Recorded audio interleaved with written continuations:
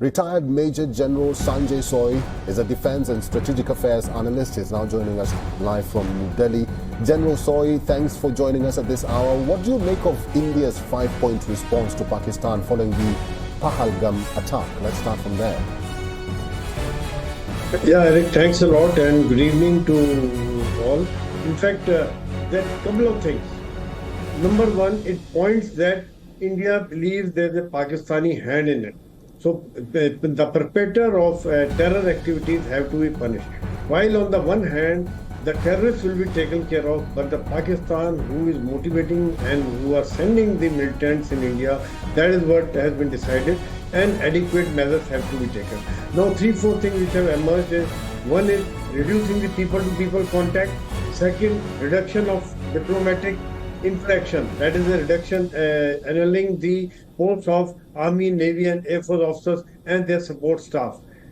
Another important thing is Indus Water Treaty. Indus Water Treaty will definitely affect Pakistan economically and as far as the energy production is concerned, because it helps the irrigation and they have number of hydropower projects down the line. So that will punish them. That will really going to affect them harshly. After that is the Atari border crossing has been stopped. So that will mean that probably people-to-people contact, a reduced diplomatic relationship, and also basically punishing them economically and as far as energy is concerned. Now, basically, what it means is that India had to take action, while on the other hand, all three services, Army, Air Force and Navy, have been told to be alert. And also, it has been decided that the perpetrators of the crime will not go unpunished. Adequate action will be taken. So, on ground, the search is on in Pahalgam area to neutralize the militants who have carried out this crime. And on the other hand, the people are being identified, like they have made a mention of Tahur Rana. Similarly, whether it is Hafiz Saeed or Saifullah Kasari, whose name has figured into this, they also demand will be made as the connections are established. Then for the extradition demand will be made.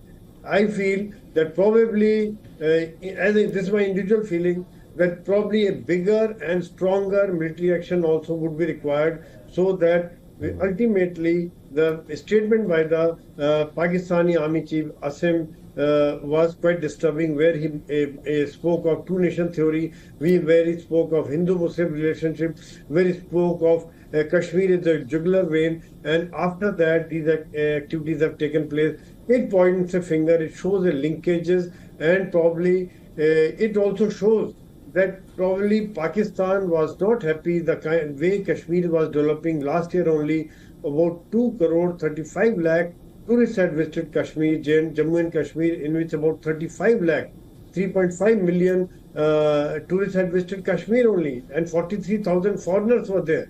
So it shows that the faith of the people in Kashmir, the Kashmir hospitality of Kashmir, the peace and tranquility in the Kashmir, probably we feel that Pakistan felt that Kashmir, they had lost the narrative of Kashmir and they had to do something.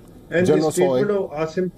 General Soy, let me just get in here and just ask you, how is this issue of terrorism going to be handled between India and Pakistan going forward, regardless of India having a countermeasure, reciprocate in the same way? But how is this issue of terrorism going to be handled going forward? Briefly. Yeah, basically, number one, within the country, the people who carried out the attack, they will be handled. Then there are a number of OGWs. Probably the most of the population is not pro-India, but some portion who would have provided a support, they have to be identified. They have been identified. They need to be taken care of. And thirdly, the camps in the Pakistan, training camps of the militant, I personally feel they need to be taken care of by a kinetic action, maybe the missile, maybe the drone attack, so that whatever militants are taking training there, who are thinking of coming to India, crossing over and carrying out the horrific crimes against the humanity, they have to be taken care of there only, so that is to protect our people, that is to protect our sovereignty, and that is for the safety of Indians. So these are three measures, I feel, besides the 5 actions which have been taken by the CCS. Eric. All right. I've been talking to retired Major General Sanjay Soy, who's a defense and strategic affairs analyst. General Soy, we'll have to leave it there. Thank you for talking to us today.